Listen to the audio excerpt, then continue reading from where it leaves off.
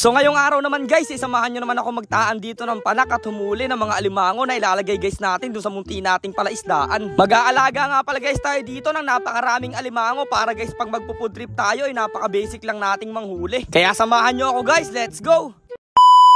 So what's up guys? So ngayong araw nga guys, kasama ko dito yung mga kaibigan ko. Tutulungan niya daw ako magtaan ng mga panghuli ng alimango. Nanghiram nga pala guys ako ng panak dito sa kaibigan ko si Romel para makapagtaan. So yun guys, samahan nyo na ako, magtataan na tayo ng panak kasama yung mga tropa natin. Napakarami natin mga ipagtaang panak ngayon. Let's go! Sheesh!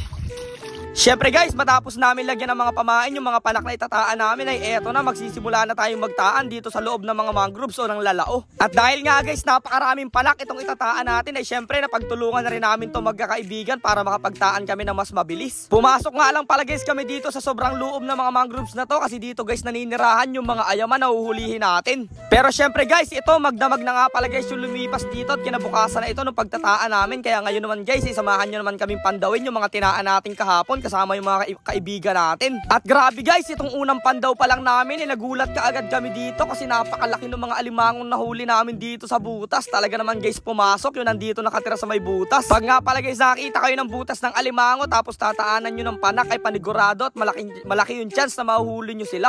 Kasi guys, yan nga palang mga alimango na yan ay pag lumalaki yung tubig o nag-high tide ay lumalabas nga pala sila para maghanap ng pagkain. At ang akala nila guys, naka-jackpot na sila kasi pagkalabas pa lang nila ng butas ay meron na agad silang nakita. Pero hindi nila alam guys, sila yung mapufood trip natin. Dito nga guys sa part na to, pinandaw na namin lahat ng mga panak namin. At grabe guys, sunod-sunod na talaga yung mga nahuhuli namin. At halos lahat guys ng mga taan namin ay merong huli. Eto nga pala guys, mga alimango na nahuli natin ngayong araw, hindi nga pala guys natin to food tripin. Bagkus guys, ipalalakihin at patatabain natin siya doon sa ginawa natin guys na munting palaisdaan na binalutan guys natin ng lambat na kulay itim. Balak kasi guys talaga namin mag-alaga ng napakaraming alimango at mapalaki ito ng maayos. At dito naman guys, sa isang panak na nahuli ko, grabe, dalawa ang huli sa isang loob ng panak, nakakatuwa naman. At pagkatapos nga lang guys namin pandawin lahat ng mga panak na tinaan namin ay nandito na kami sa palaisdaan na paglalagyan natin dito sa mga alimango. At kung makikita nyo guys, pinapakawalan na natin sila.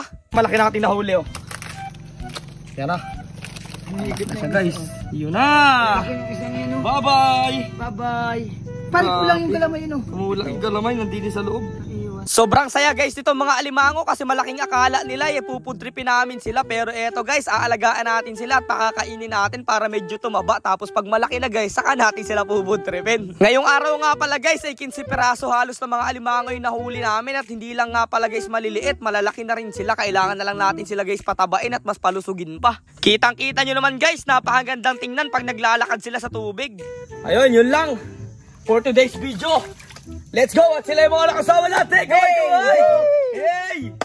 Tayo mga food trip pag lumaki! Let's go! Sheesh! Salamat sa panonood guys and to God be the glory!